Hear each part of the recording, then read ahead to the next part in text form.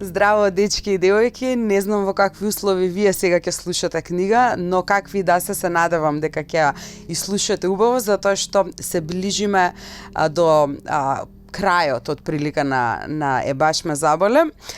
Денеска го читаме 6-тото поглавје, ова е воедно и најдолгото поглавје во целата книга, така што ќе ми извините на грешките, а сакам да ви се извинам и за сите претходни, затоа што се обидувам све во еден здив да прочитам. Сигурно има и акцентски грешки, и дикциски, но мислам дека тоа не е важно, важно е да ја сватите содржината, да ви се допадне и веќе бидејќи се движиме кон крајот на оваа книга, чекам предлози за тоа што наредно сакате да ви читам, а вие да си уживате и да си слушате. Ова беше долг вовед и долго поглавје не чека. Ајде, сконцентрирајте се. Грешиш во врска со се, ама грешам и јас. Пред 500 години картографите верувале дека Калифорнија е остров.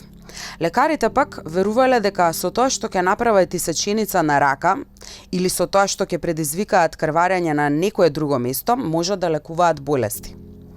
Научниците верувале дека огнот е направен од нешто што го нарекувале флогистон. Жените верувале дека со втривањето на кучешка урина го забавуваат старењето на кожата. Астрономите верувале дека сонцето се движи околу земјата. Кога бев мал, си мислев дека медиокритет е некаков вид зеленчук што не сакам да го јадам. И мислев дека брат ми има најдено таен премин во куќата на баба ми, затоа што можеше да излезе надвор без при тоа да мора да излезе од тоалетот. Напомена, имаше прозорец. Како тинејџер, на сите им велев дека не ми е грижа за ништо, додека вистината беше дека се грижев за премногу нешто. Други луѓе владееа со мојот свет, без јас воопшто и да го знам тоа. Мислев дека среќата е судбина, а не избор. Мислев дека љубовта е нешто што едноставно се случува, а не нешто што треба да работиш за да ти се случи. Мислев дека тоа да се биде кул е нешто што се вежба и што се учи од други, а не нешто што секој го измислува и осмислува за себе си. Кога одев со мојата прва девојка, мислев дека ќе бидеме заедно за секогаш. А потоа, кога таа врска заврши, мислев дека никогаш повторно нема да се чувствувам исто во врска со жена. А потоа, кога повторно се почувствував исто во врска со жена, си помислив дека љубовта понекогаш едноставно не е доволна.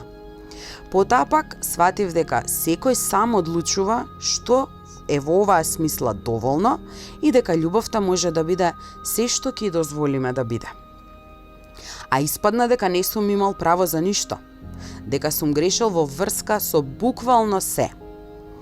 Во текот на целиот мој живот не сум имал право за апсолутно ништо, ниту за себе си, ниту за другите, ниту за општеството, за културата, светот, универзумот, сум грешил за апсолутно се. И се надевам дека тоа ќе остане така до крајот на мојот живот. Исто како што сегашниот Марк може да дзирне во секоја мана и грешка на минатиот Марк, еден ден и идниот Марк ќе се осврнува на вообразените и предпоставките, вклучително содржините на оваа книга, на сегашниот Марк и ќе забележи слични недостатоци и мани. И тоа е нешто сосема во ред, затоа што тоа ќе значи дека сум созрел. Има еден познат цитат на Майкл Џордан за тоа како тој постојано не успевал во науменото, што пак била вистинската причина за неговиот успех. Епа, бидејќи јас никогаш немам право за ништо и секогаш грешам повторно и повторно, токму затоа животот и ми станува се подобар и подобар. Развојот е еден бескрајно повторлив процес. Кога ќе научиме нешто ново, ние не преминуваме од погрешно кон правилно. Поточно би било да се рече дека преминуваме од погрешно кон малку помалку погрешно. А кога ќе научиме нешто дополнително, преминуваме од малку помалку погрешно кон нешто уште малку помалку погрешно од претходното, па потоа уште еден малчекор понатаму и се така. Секогаш сме во еден процес на проаѓање кон вистината и совршеноста, без притоа всушност никогаш вистински да достигнеме вистината или совршеноста.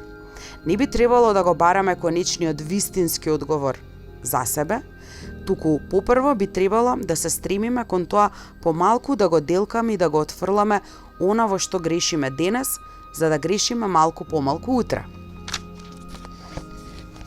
Гледано од оваа перспектива, личниот развој може да биде согледан и низ една целосно научна призма.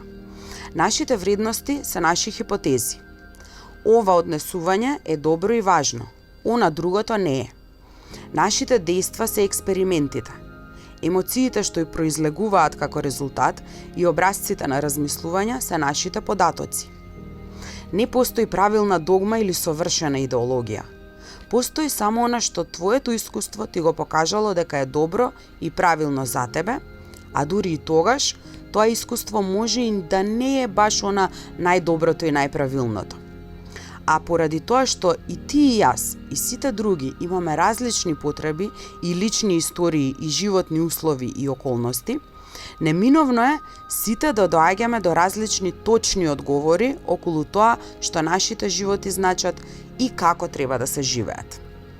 Мојот точен одговор се состои и од нешта како патување сам долги години, живење на чудни места и смеење на сопствените прдежи. Или, поточно, ова беше мојот точен одговор се до неодамна. И овој одговор ќе се менува и ќе се развива, затоа што јас се менувам и се развивам. А како станувам се постар и поискусен, така постепено го отфрлам од себе она што е погрешно, со што секој ден грешам се помалку и помалку. Многумина стануваат толку обседнати со тоа да имаат право за сопствениот живот, што во суштината и никогаш не успеваат на вистина да го живеат. Има жени што се сами и осамени и сакаат да имаат партнер во животот, но никогаш не излегуваат од дома и не прават ништо во врска со тоа. Има луѓе што неуморно работат и веруваат дека заслужуваат унапредување, но тоа никогаш не му го ставаат јасно на знаење на шефот. Предпоставката зошто е тоа така е затоа што им е кажано дека се плашат од неуспех, од одбивање, од тоа некој да им каже не. Но тоа не е вистината. Се разбира, одбивањето боли.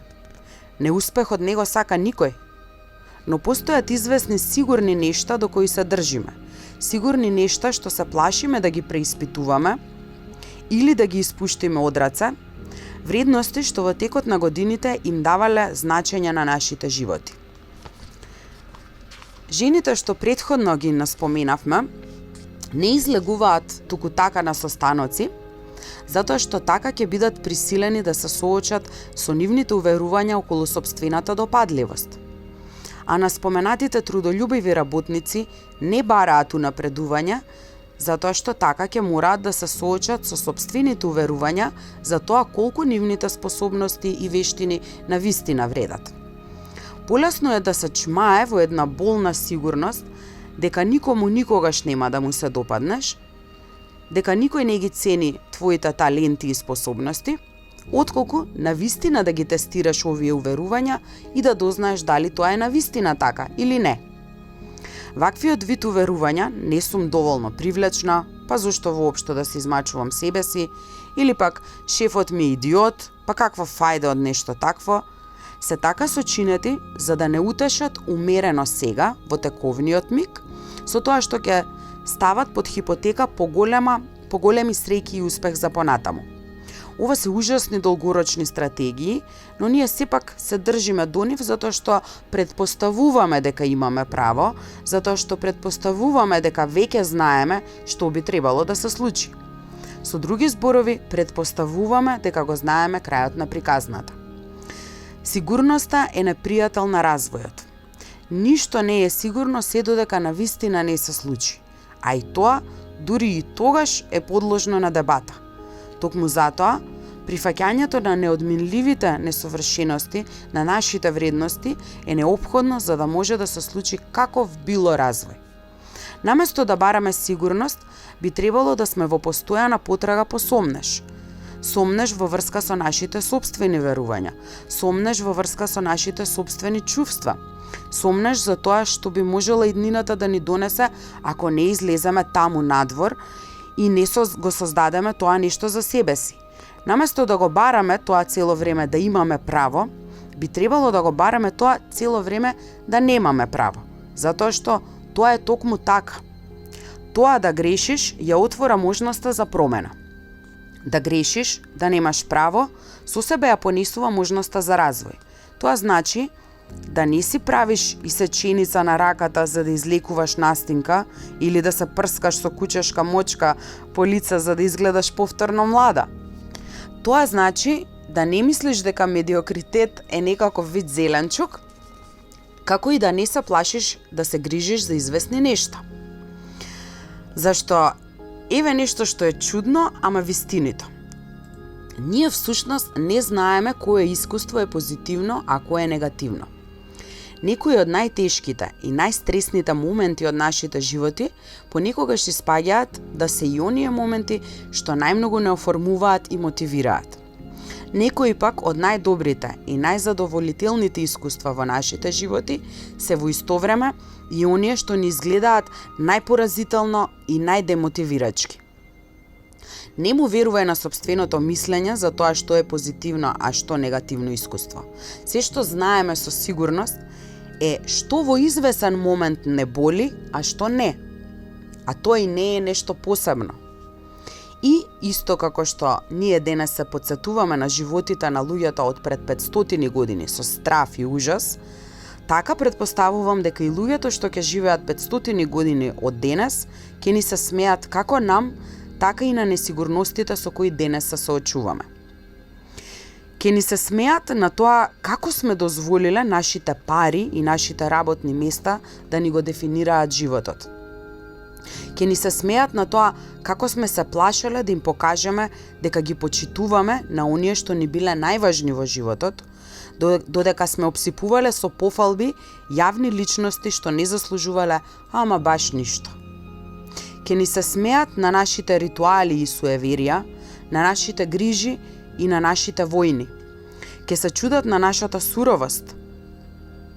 Ке ја проучуваат нашата уметност и ке се расправаат околу историјата. Ке разберат вистини за нас за кои никој од нас се уште не е ни свесен дека се тука.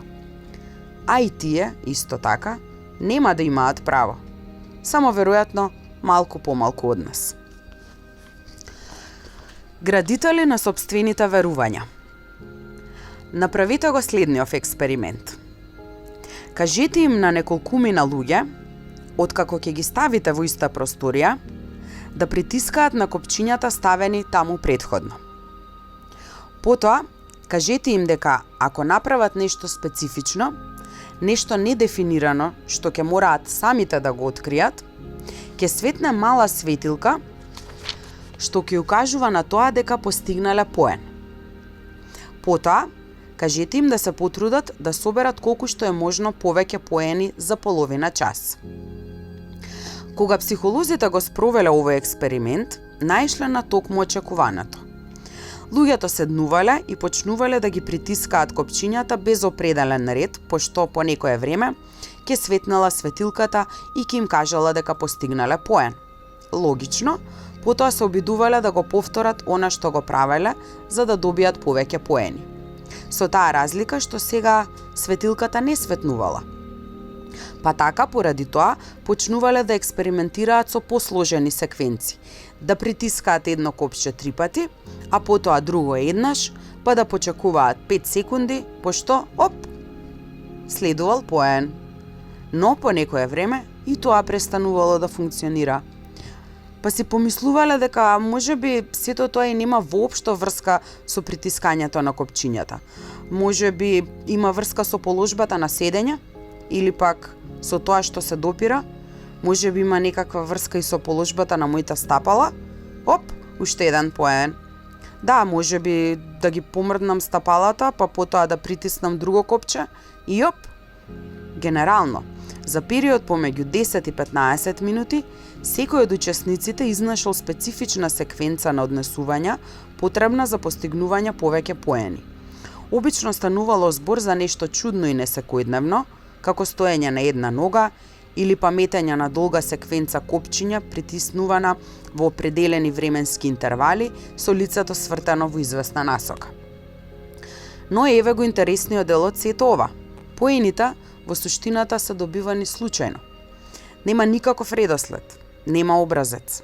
Само светилка што светнува придружена со краток и одсечен звук, додека луѓето се тетерават наоколу, мислејќи дека добиваат поени поради она што го изведуваат. Оставајќи го садизмот настрана, целта на овој експеримент е да се покаже и да се укаже на тоа колку брзо човечкиот мозок е способен да смисли и да се увери во еден куп глупости што не се ниту точни, ниту вистинити. А како што излегува, на вистина сме добри во тоа. Сите учесници излегле од собата убедени дека го поминале експериментот успешно и дека победиле во играта. Сите биле убедени дека го откриле совршениот ред по кој копчињата требало да бидат притиснати, поради што и ги добивале поените. Но методите што при тоа ги смислиле биле еднакво уникатни како и самите личности.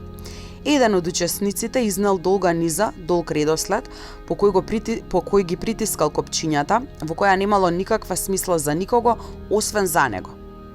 Некоја девојка пак била уверена во тоа дека морала да удри во таванот извесен број пати за да поентира. Кога излегла од собата, била преморена од непрекинатото скокање горе-долу. Нашите мозоци се машини што се во потрага по и кои воедно создаваат значења. Она што го подразбираме под значење е создадено од асоциациите што нашиот мозок ги прави помеѓу две или повеќе искуства. Притиснуваме копче и гледаме како се вклучува светилка. Предпоставуваме дека светилката светнала заради тоа што сме го притиснале копчето. Во суштината, ова ја сочинува основата на значењето. Копче, светлина, светлина, копче. Гледаме стол. Забележуваме дека е сив. Нашиот мозок потоа повлекува асоциација помеѓу бојата сива и предметот стол и формира значење. Столот е сив. Нашите умови никогаш не престануваат да брмчат, постојано создавајќи нови асоциации што имаат цел да ни помогнат да ја разбереме и да ја контролираме средината околу нас. Се што е поврзано со нашите искуства, и надворешни и внатрешни, создава нови асоциации и врски во нашите умови. Се од зборовите на оваа страница, преку граматичките концепти што ги користиш за да им го одгатнеш значењето, па се до нечистите мисли во кои твојот ум заталкува кога она што го пишувам станува здодевно или почнува да се повторува, секоја од овие мисли, импулси и перцепции е сочинета од илјадници и илјадници нервни врски што постојано се поврзуваат и ти го осветлуваат умот, создавајќи вистински блесоци од знаење и разбирање. Но има два проблема. Како прво, мозокот е несовршен. Грешиме во врска со нештата што ги гледаме и што ги слушаме. И можна лесно ги забораваме нештата или погрешно ги толкуваме настаните што се случуваат.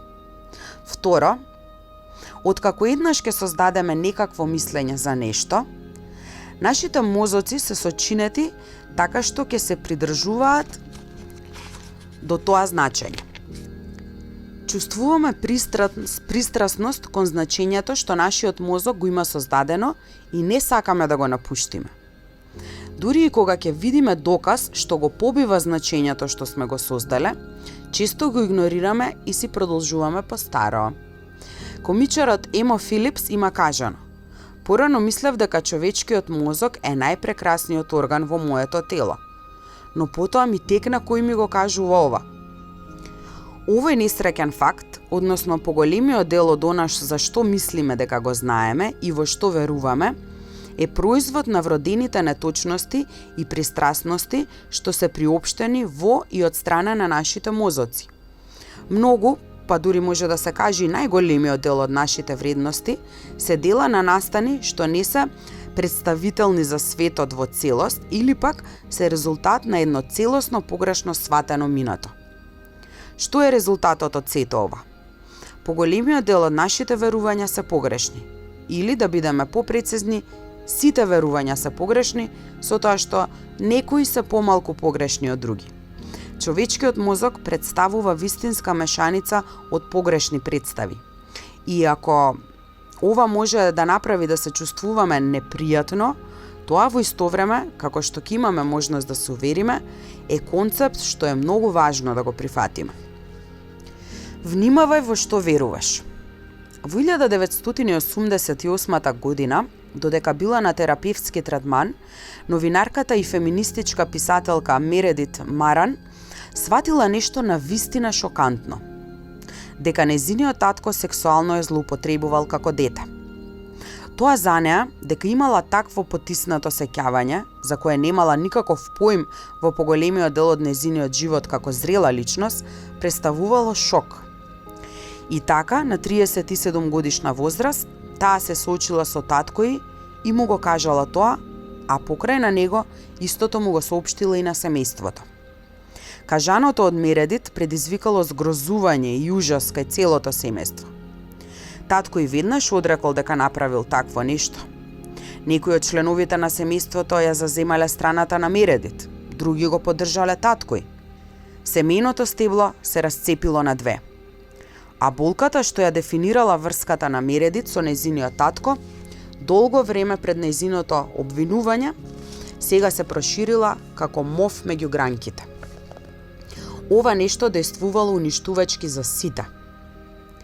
Потоа, во 1996 година, Мередит дошла до уште едно чудовидувачко сознание. Тоа дека таткој всушност не ја злоупотребувал сексуално. Знам, реакцијата ти е опа. Таа со помошта на терапевт, со веќе зададена предумисла, всушност го измислила ова сеќавање.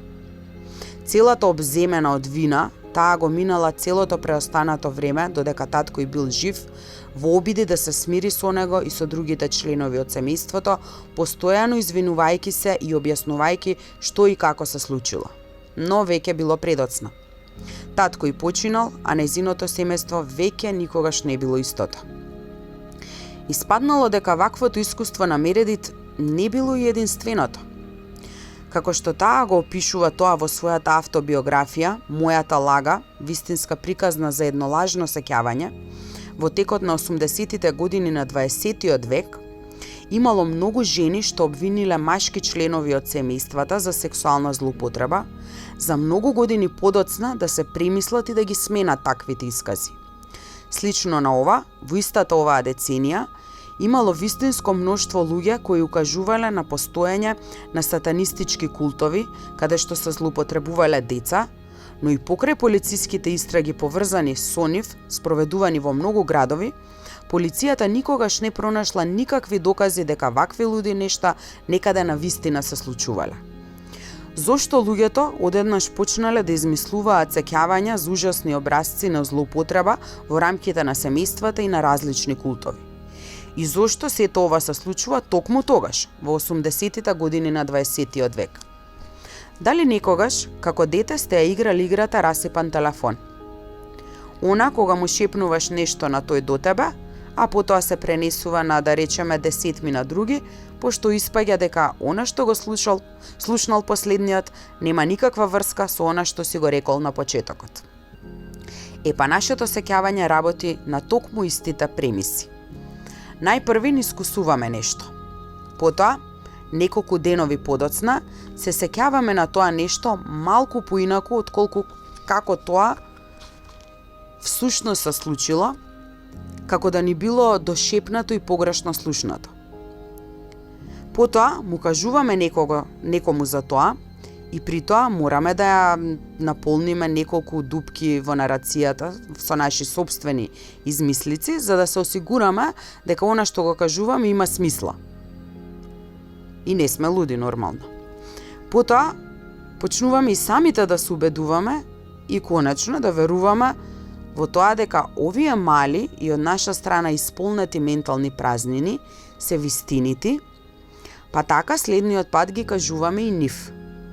А со оглед на тоа што не се вистините, ние нив и ги кажуваме во еден помалку таков манир.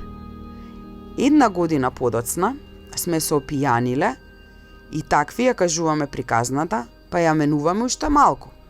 Во ред треба да бидеме искрени и да си признаеме дека сега веќе целосно измислуваме околу третина од неа. Но кога следната недела сме повторно трезни, не сакаме да си признаеме дека сме еден голем и непрокопсан лажго, па затоа се придржуваме до ревидираната и одново раскажана пијана верзија на нашата приказна. А 5 години подоцна, нашата апсолутна се колнам во Бога, се колнам во гробот на мајка ми, од вистинита по вистинита приказна, е вистинита во најдобар случај едвај половина. Сите го правиме ова. Ти го правиш ова, а и јас исто така. Колку и да сме честни и со добри намери, сите сме во еден постојан процес на залажување на себе си и на другите само како резултат на тоа што нашиот мозок е устроен така да биде ефикасен, а не прецизен.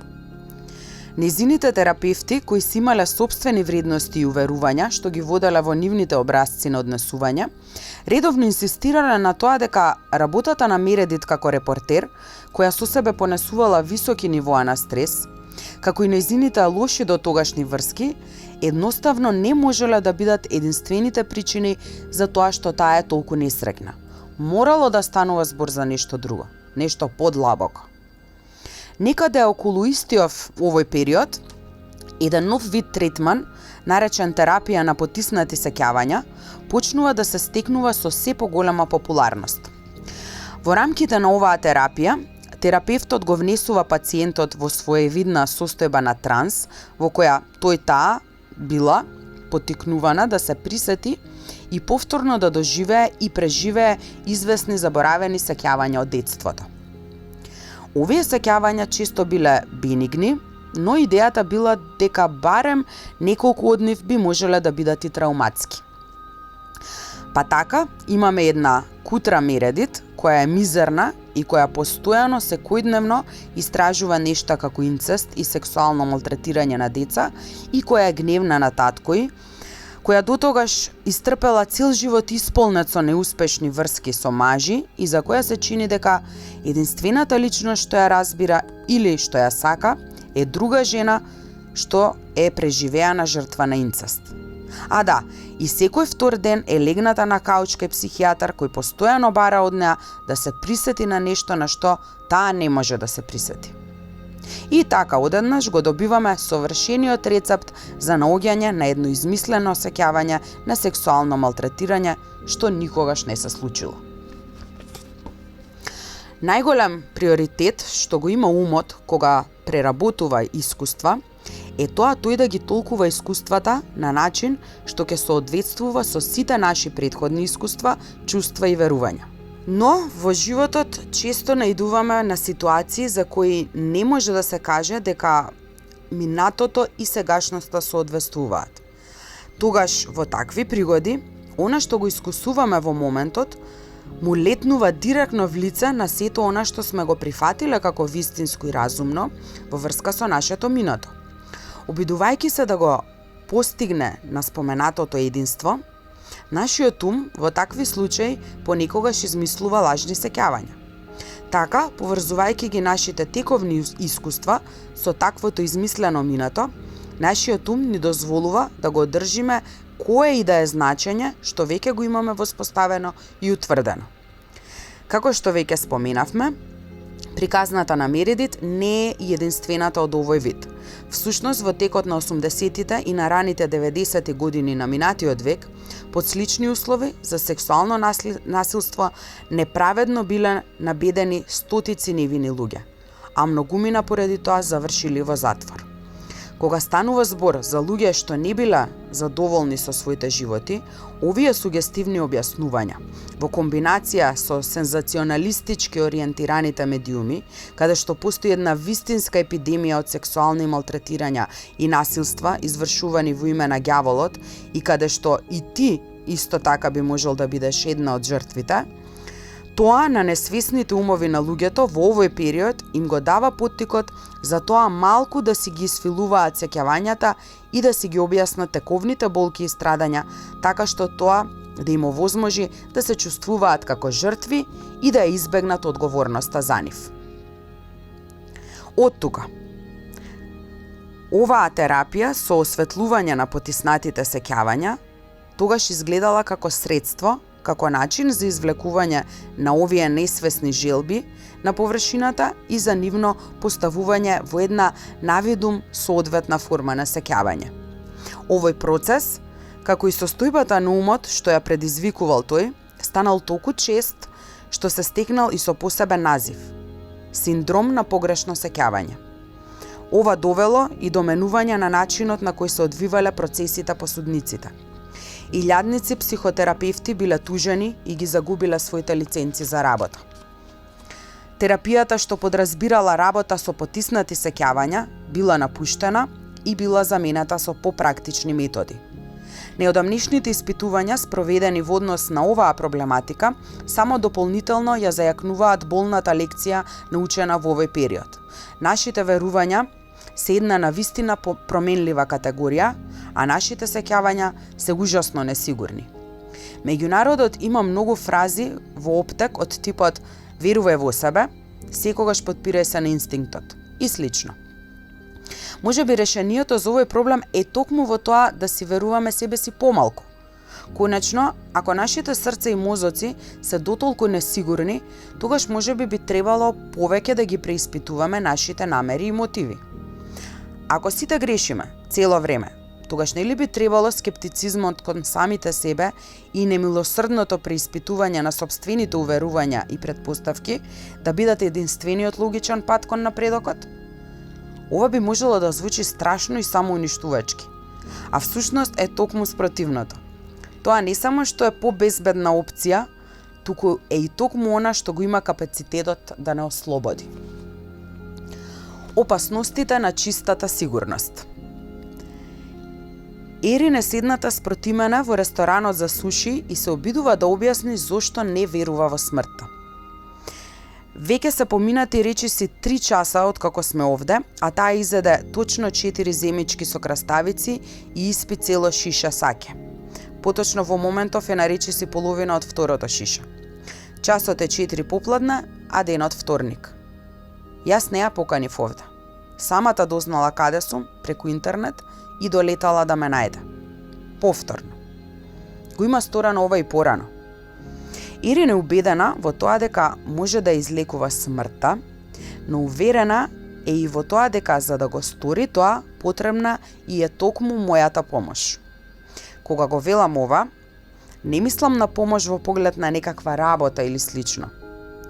Кога би бил потребен некаков совет од доменот на односите со јавноста или нешто слично, тоа би било нешто сосема друго.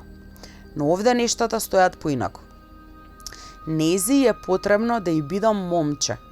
Зошто?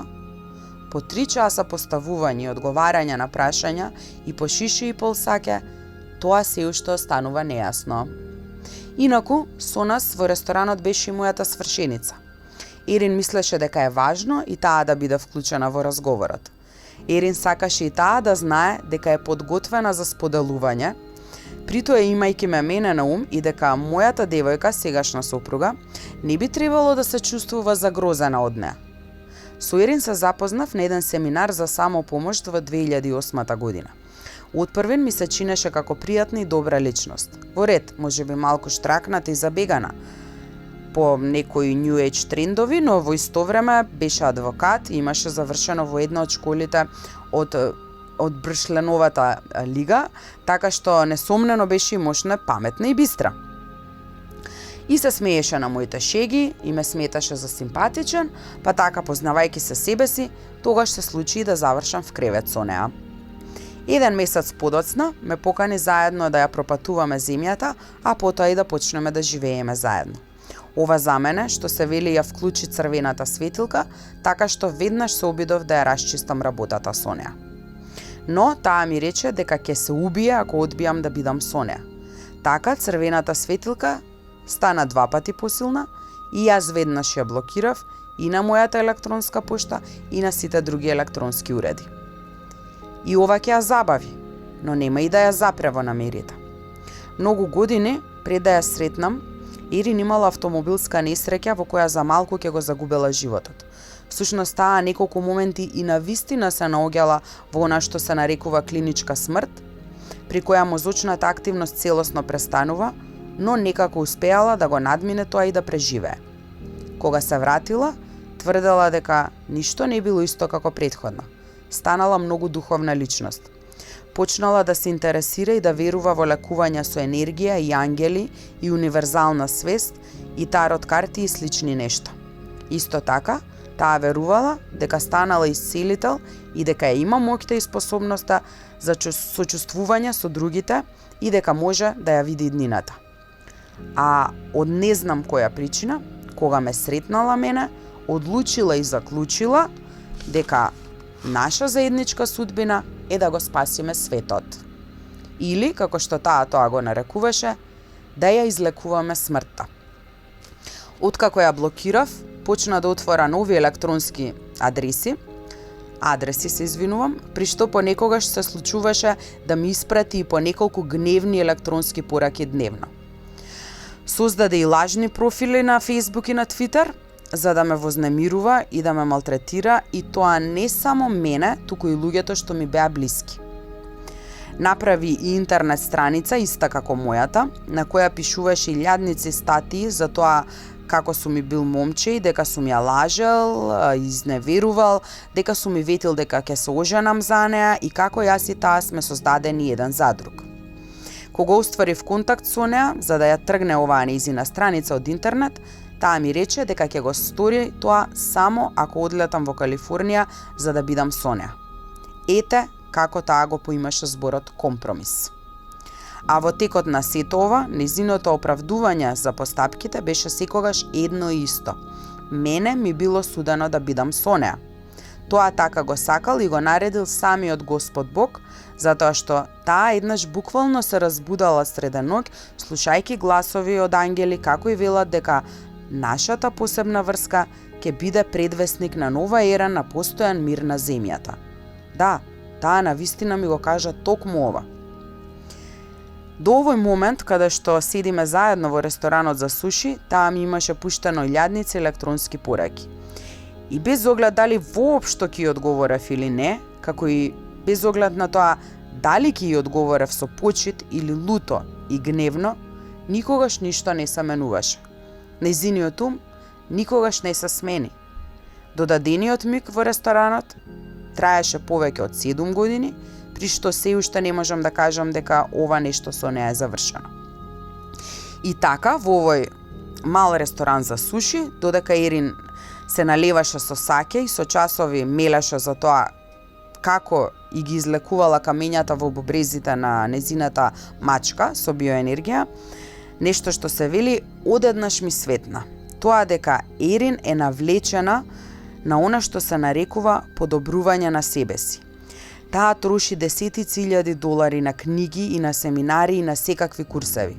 А најлудото од се е што Ерин е вистинското олотворување на сите лекции што ги има научено во животот. Таа си го има својот сон што ја води во животот. И верна му е докрај. Воопшто не одстапува од него. Таа ги визуализира нештата, се води според науменото, действува, се соочува со него и ги надминува тешкотиите и неуспесите, пошто повторно стапнува на нозе и повторно се обидува. Таа е безмилосно и непоколебливо позитивна и има неверојатно високо мислење за себе си. Мислам, тврди дека лекува мачки на истиот начин на кој Исус го излекувал Лазар, не ме зафркавај. Како и да е, вредностите според кои таа се води се толку зафркнати, што ништо од надвор до неа едноставно не допира. А тоа што таа прави се како што треба, не ја прави и самата неа како што треба. Во неа постои некаква сигурност што одбива да се укине, да се откаже самата од себе. Таа дури и самата ми го има кажано ова, и тоа на толку многу различни начини и со многу зборови. Дека го знае тоа, дека незината фиксација е целосно ирационална и нездрава, и дека тоа не прави несрекни и двајцата, и неа и мене. Но поради некаква причина, сето тоа и се чини како токму она што треба да го прави, поради што не може да го игнорира и не може да престане. Кон средината на 90-тите години на 20-тиот век, психологот Рој Баумајстер почнува да го истражува концептот на злото. Во основата, предмет на неговиот интерес се луѓето кои прават лоши работи и зошто тие го прават тоа. Во овој период се претпоставувало дека луѓето прават лоши работи затоа што се чувствуваат лошо во врска со себе си, или кажано со други зборови, поради ниската самодоверба. Еден од првите изненадувачки наоди до кои дошол Баумајстер било тоа дека ова често не било точно. Всушност, често се случувало вистината е да е токму спротивното. Тој открил дека некои од најлошите криминалци се чувствувале добро во сопствената кожа. И токму ова високо мислење што тие го негувале во однос на себе си и покрај реалноста околу нив, било токму она што им го овозможувало тоа да се чувствуваат повикани за да повредуваат и да омаловажуваат други луѓе. За тоа известни лица да се чувствуваат дека имаат оправдување за тоа да им прават ужасни нешта на други луѓе, тие најпрвин мора да се чувствуваат непоколеблива сигурност во однос на сопствената привлечност, на сопствените верувања и убедувања и на сопствената заслужност. Расистите прават расистички работи поради тоа што се сигурни во својата генетска надмокност. Религиозните фанатици се разнесуваат себе си во воздух и убиваат десетици луѓе затоа што се сигурни во тоа дека на тој начин ќе си го заслужат местото во рајот како маченици. Мажите силуваат и сексуално малтретираат жени затоа што се сигурни дека го имаат правото да ги поседуваат женските тела. Лошите луѓе никогаш не се поимаат себе си како лоши. Тие во суштината веруваат дека сите други се лоши.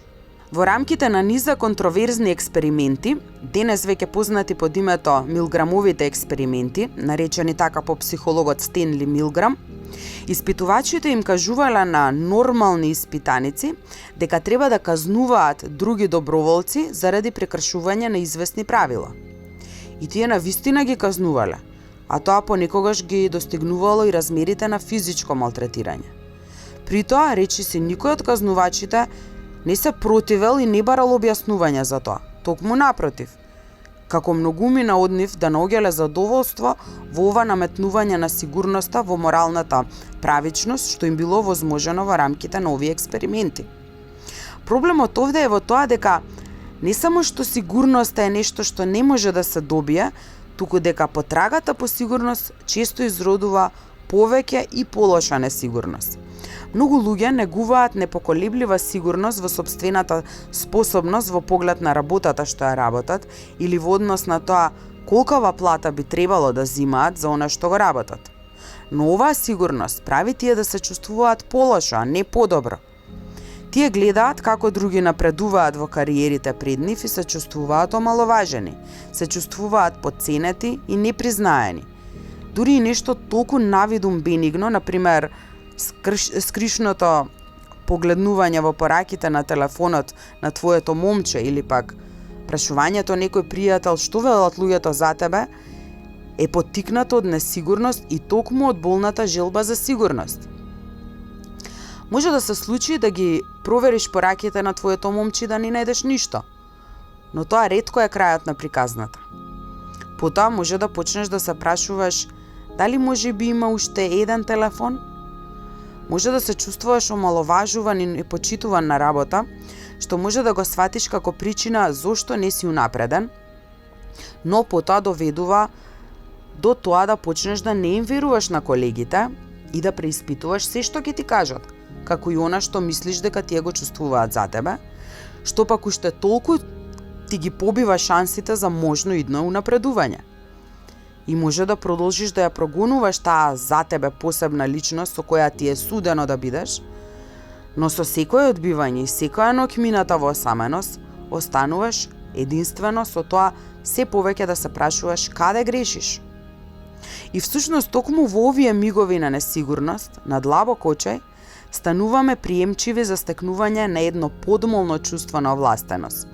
Почнуваме да веруваме дека малку и заслужуваме да мамиме, зашто се вели да си го истераме нашето, и дека другите заслужуваат да бидат казнети, а ние заслужуваме да го добиеме она што го сакаме, што понекогаш може да биде и насилно. А овде повторно се сретнуваме со претходно споменатиот закон на повратна спрега. Колку повеќе сакаш да си сигурен во врска со нешто, толку повеќе се чувствуваш несигурен во врска со тоа. Но истото важи и за сосем спротивното. Колку повеќе го прифаќаш тоа што си несигурен и што не знаеш, толку се чувствуваш порелаксирано во врска со тоа што го знаеш за она што не го знаеш. Несигурноста не ослободува од судовите и предрасудите кон другите. Му застанува на патот на непотребното развивање стереотипи и тенденциозни размисли што инаку ги чувствуваме кога ќе видиме некого на телевизија, во канцеларија или на улица. Несигурноста исто така не ослободува од нашите судови за себе си. Имено, ние не го знаеме тоа дали некој би можел да не сака или не. Не знаеме дали и колку сме привлечни. Не знаеме колку би можеле да бидеме успешни во она што го работиме.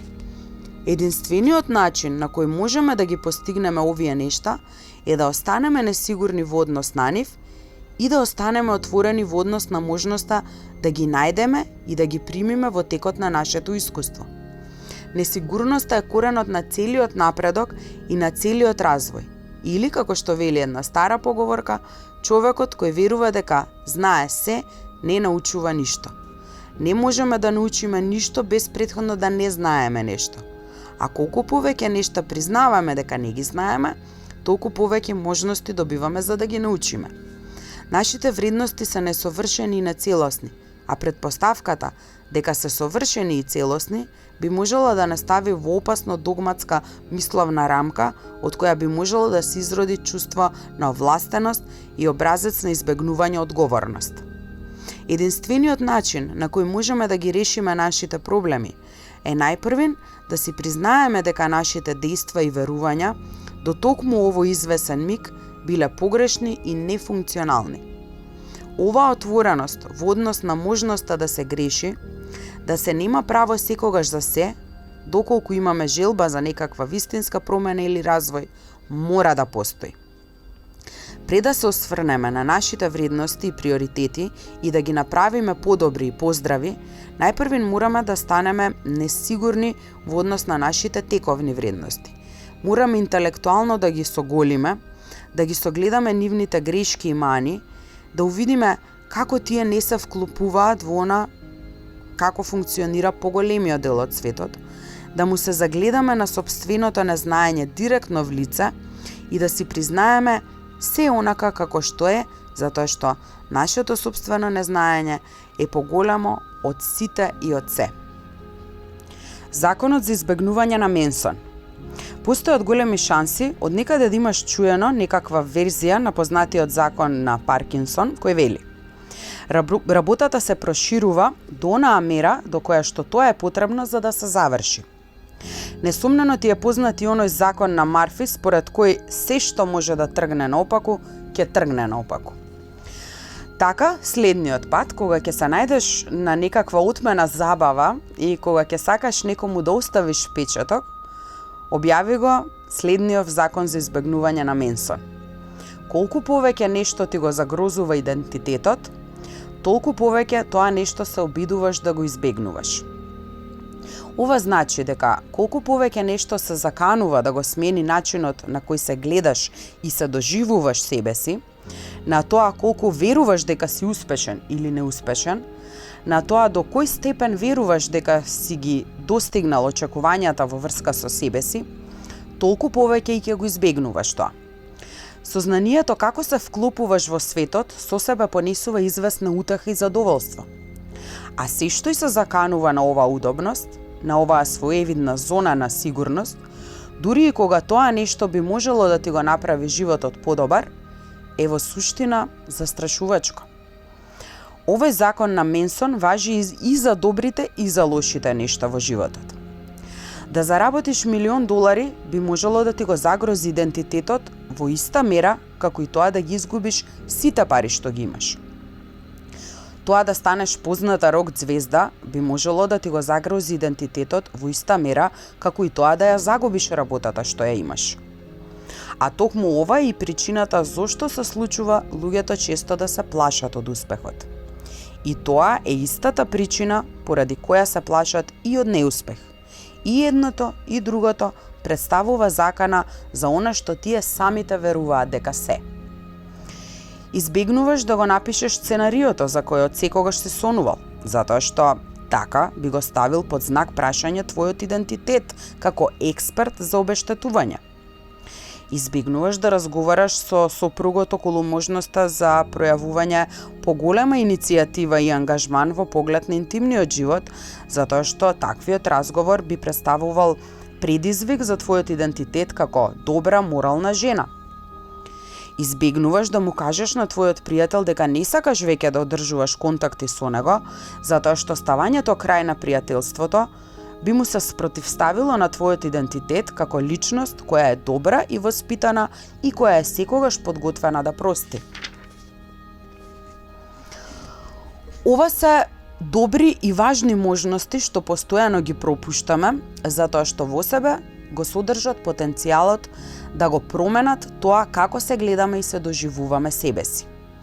Тие представуваат предизвик за вредностите што сме ги одбрале и според кои што сме научиле и навикнале да живееме. Порано имав еден другар кој знае колку време постојано говореше за тоа како сака да ги постави своите слики и цртежи на интернет и да се обиде тоа да го издигне на професионално или барем на полупрофесионално ниво. Зборуваше за тоа со години, штедеше пари, дури направи неколку различни интернет страници каде што планираше да се само промовира. Но тој никогаш не го стори тоа на вистина. А за тоа секогаш постоеше некаква причина. Некогаш резолуцијата на она што го нацртал не беше доволно добра. Некогаш само што нацртал нешто подобро, а некогаш изговорот беше дека немал доволно време да му се посвети на она што го работи како што треба. И поминаа многу години, а тој никогаш не се откажа од неговата вистинска работа. Зошто? Затоа што и покрај мечтањето за тоа да заработува од неговата уметност, вистинската можност да стане уметник чија работа никој не ја сака е многу позастрашувачка од тоа да се остане уметник за кој никој не чул. Затоа што тој веќе се имаше навикнато на тоа, уметник за кој никој не чул. Имав еден друг другар кој беше секогаш подготвен за забава, кој постојано беше излезен и пиеше и бркаше девојки. Но по многу години живеејќи така, одеднаш се затекна ужасно осамен, депресивен и нездрав. Сакаше да се откаже од таквиот начин на живот. Зборуваше со жестока љубомора за многумина од неговите другари, меѓу кои бев и јас, кои беа во врски и кои беа посредени од него. Но никогаш не го стори тоа. Никогаш не успеа да се смени. Продолжи со истиот ритам, со истиот живот и со годините што следуваа, празна ноќ по празна ноќ, испиено шише по испиено шише. И секогаш имаше некаков изговор. Секогаш поради нешто не можеше да забави. Откажувањето од тој стил на живот премногу му се закануваше на неговиот идентитет. Тој знаеше и се имаше навикнато да биде некој што е подготвен за забава во секое време и ништо друго. А да се откаже од тоа би значило извршување своевидно психолошко харикири. Секој од нас си има известни вредности според кои се води. И си ги штитиме овие вредности. Се обидуваме да живееме во согласно со нив и ги оправдуваме и ги одржуваме. Дури и да немаме таква намера, нашите мозоци едноставно работат така. Како што наведовме и претходно, неправедно сме пристрасни и приврзани кон она што веќе го знаеме, кон она за кое веруваме дека сме сигурни. Така, например, ако јас самиот за себе мислам дека сум добро момче, тогаш ќе ги избегнувам ситуациите што би можеле да го загрозат тоа мое убедување. Ако пак се сметам за извонреден готвач, постојано ќе барам можности да си го докажувам тоа на себе си. Верувањето е она што секогаш го има првенството пред што било друго. Тоа значи дека се додека не го промениме начинот на кој се гледаме и доживуваме себе си, на тоа што веруваме дека сме, а што дека не сме, не можеме ниту да ги надминеме нашите образци на избегнување и анксиозноста. А без тоа, промената едноставно не е можна. Оттука, спознавањето на себе си или пронаоѓањето на себе си може да биде опасно. може да се случи тоа да те зациментира во една и единствена улога и да те обремени со непотребни очекувања. Може да те затвори како за потенцијалот што го носиш во себе, така и за можноста што би можела да дојдат однадвор. Затоа, јас велам, не се наоѓај себе си. Велам, никогаш не дознавај кој си, затоа што токму тоа е она што ти го одржува копнежот и желбата за откривање. А воедно и те принудува на тоа да останеш скромен во поглед на донесувањето судови за другите и на прифаќањето на нивната различност. Уби се. Едно од будистичките начела е дека твојата представа за тоа кој си ти е само една произволна ментална конструкција и дека поради тоа би требало да го отфрлиш мислењето дека нешто што се нарекува ти воопшто постои. Дека произволните мерила според кои се дефинираш себе си всушност те заробуваат, поради што треба да отфрлиш се. На еден извесен начин може да се каже дека будизмот во суштината те охрабрува да не ти е гајле за неважни нешта. Ова може да звучи малку чудно, но во овој период кон животот со себе навистина донесува известни психолошки придобивки. Кога ќе ги оставиме настрана приказните за себе, што си ги кажуваме себе си, се ослободуваме од себе си и всушност се оспособуваме да действуваме, што подразбира и доживување неуспех. И да растеме и да се развиваме. Кога една жена ќе си признае самата на себе, па на крајот на краиштата, јас можеби и не сум за тоа да бидам со некого во врска, тогаш таа одеднаш се ослободува и може да стори нешто во врска со тоа и, например, да му стави крај на неуспешниот брак. Таа веќе нема идентитет што треба да го штити со тоа што ќе продолжи да живее во никаков лош брак, за само да си докажува нешто на себе си. Кога еден ученик ќе си признае самиот на себе си, всушност јас можеби не сум никаков бунтовник, можеби сум само исплашен, тој тогаш се ослободува и повторно може да стане амбициозен. И веќе нема никаква причина да се чувствува загрозен поради тоа што сака да се насочи кон исполнување на своите академски соништа, па дури и по цена да не успее да ги исполни. Кога еден проценител на штети ќе си признае самиот на себе, всушност можеби моите соништа и мојата работа не се ништо посебно или уникатно. Тој се ослободува од стегите и може да се обиде да го напише својот веќе одамна планиран роман и да види што ќе се случи. Сега, во исто време, ќе ти кажам една добра и една лоша вест. Со твоите проблеми има малку нешта што се посебни или уникатни, а токму затоа опуштањето во врска со нив изгледа толку ослободувачки.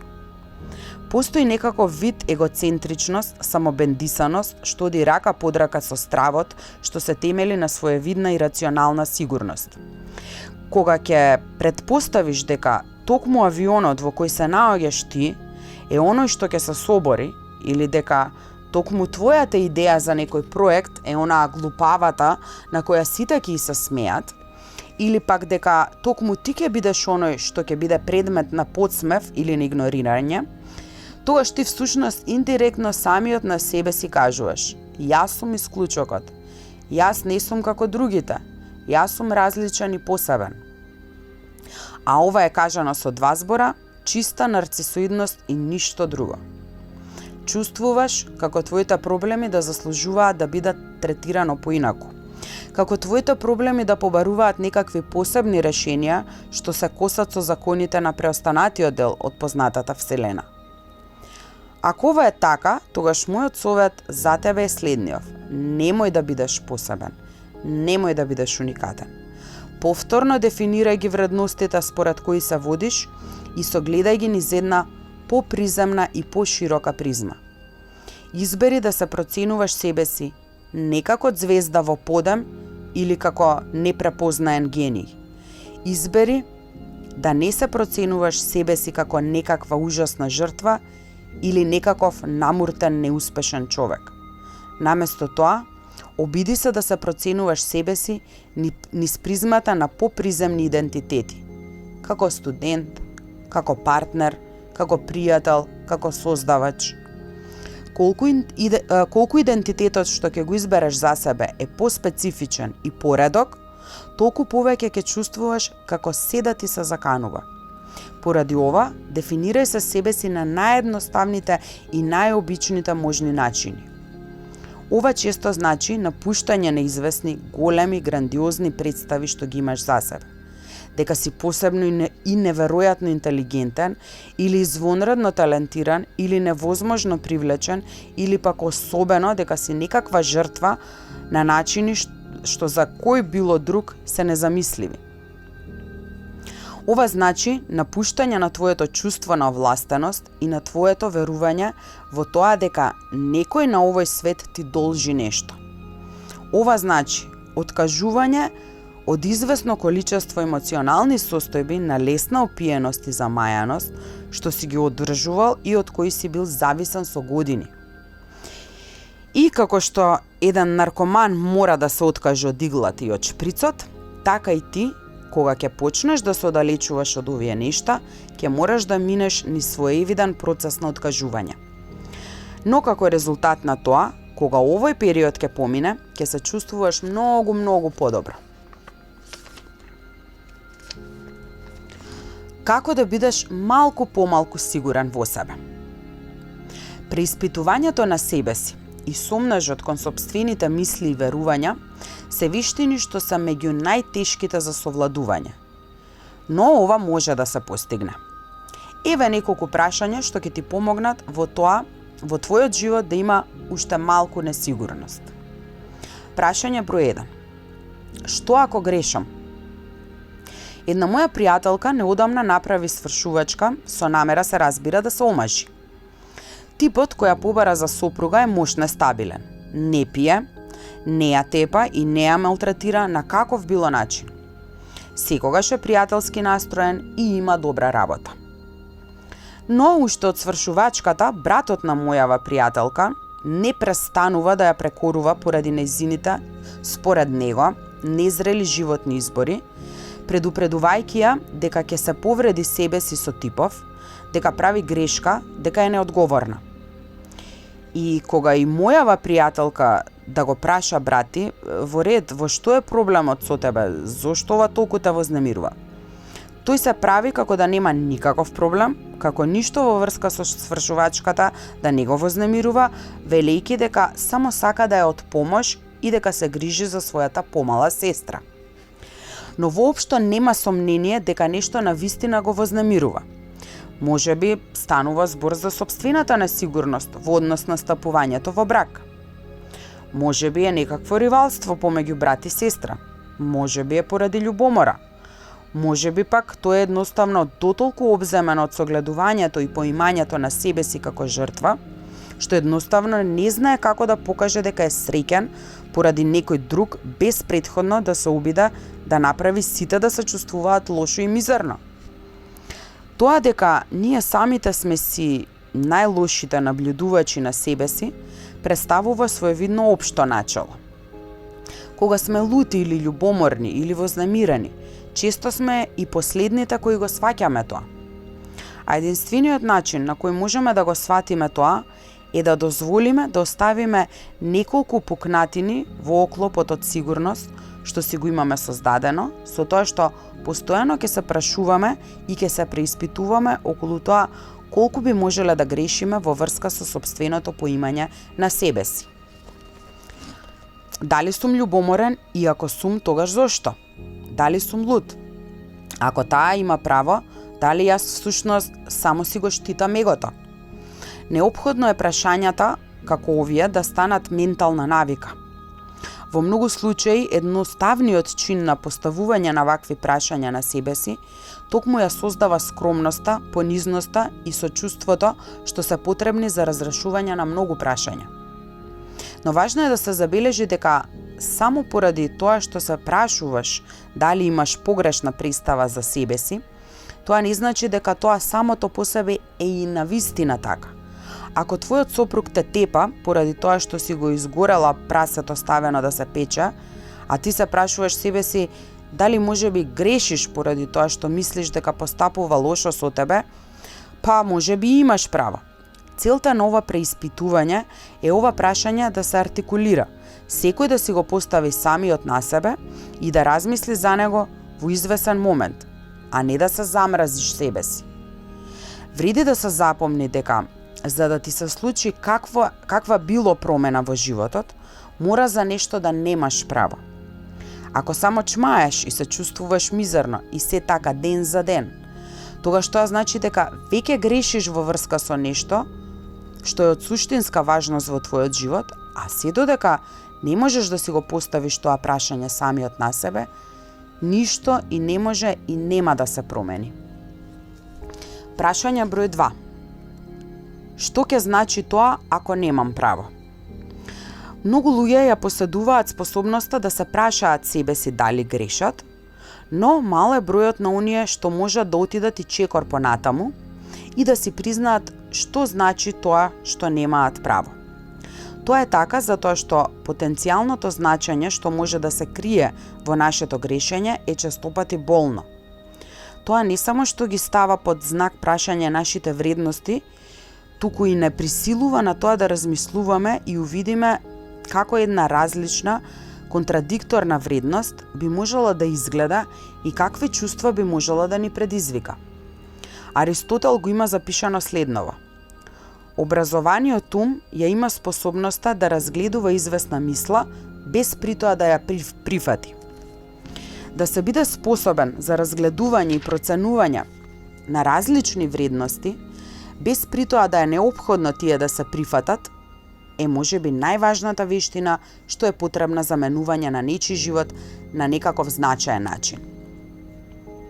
Што се однесува до братот на мојата пријателка, прашањето што тој би требало да си го постави самиот на себе е: што би значело тоа кога не би имал право за венчавката на сестра ми?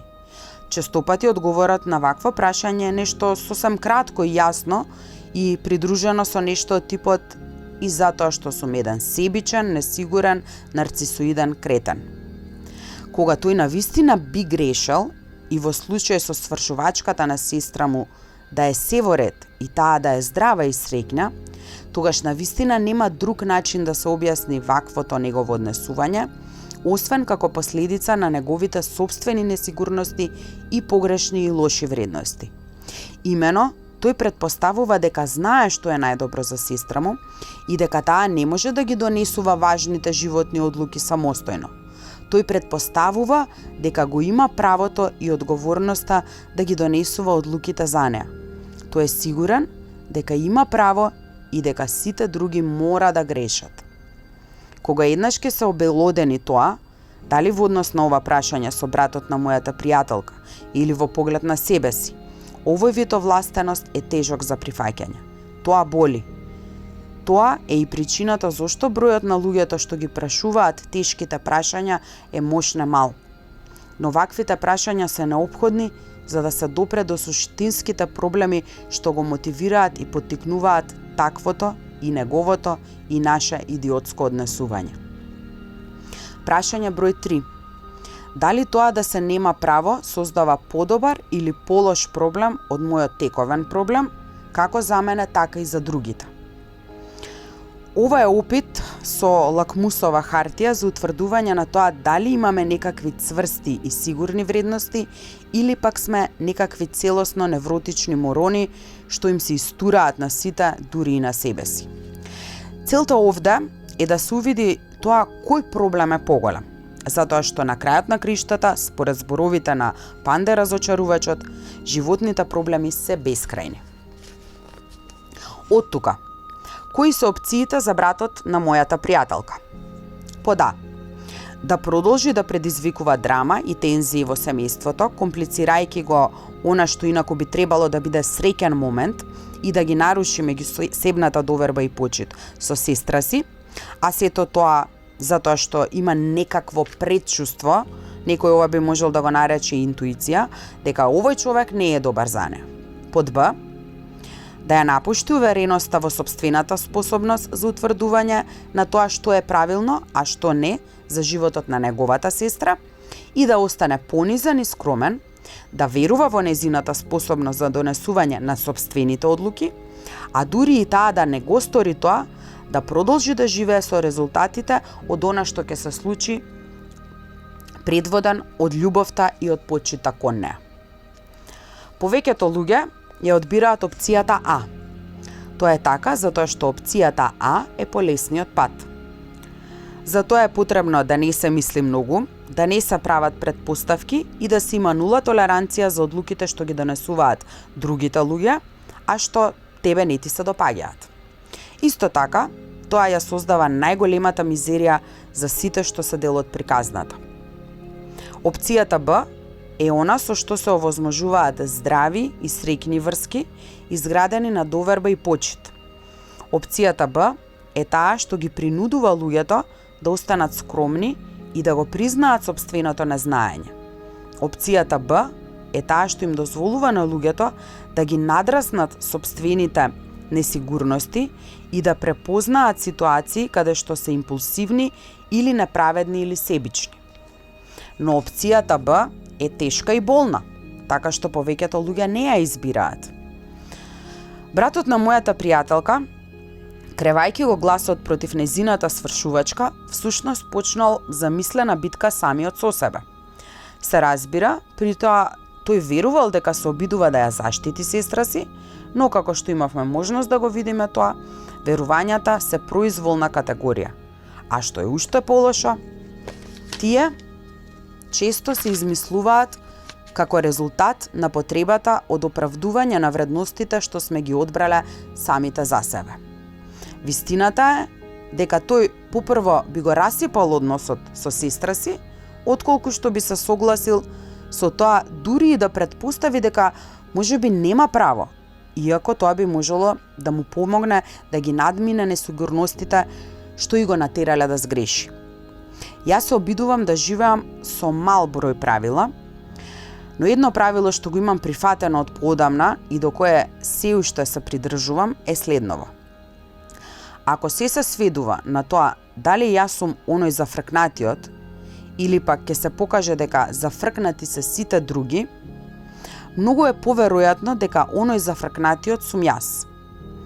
А ова го имам научено од искуство. И јас самиот имам испаднато оној што изигрува шут, благодарение на сопствените несигурности и на нешто што ги имам погрешно сметани за сигурни повеќе пати, отколку што тоа можам да го избројам. И тоа не е воопшто убаво. Сепак, тоа не значи дека не постојат известни начини на кои повеќето луѓе навистина испаѓаат зафркнати. И тоа не значи дека нема да има случаи кога ќе имаш повеќе право од повеќето други луѓе. Стварноста е едноставно таква. Ако се чувствуваш како ситуацијата да е ти против светот, постои голема веројатност вистинската состојба е да си спротиставен на самиот себе си. Завршивме со 6-тото поглавје. Уживајте во остатокот од денот или ноќта. Поздрав!